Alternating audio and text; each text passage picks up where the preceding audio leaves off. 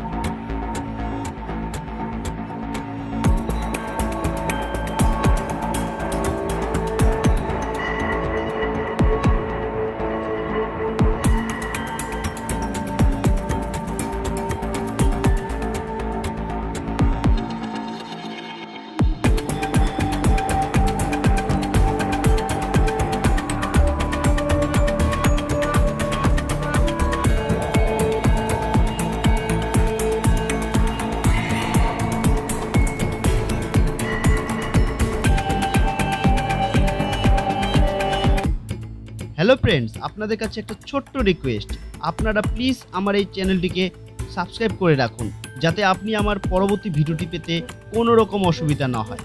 আর হ্যাঁ, আপনারা অবশ্যই জানান আপনি কোন বিধানসভার অন্তর্গত এবং কোন দলকে সাপোর্ট করেন, জানান আমার কমেন্ট বক্সে।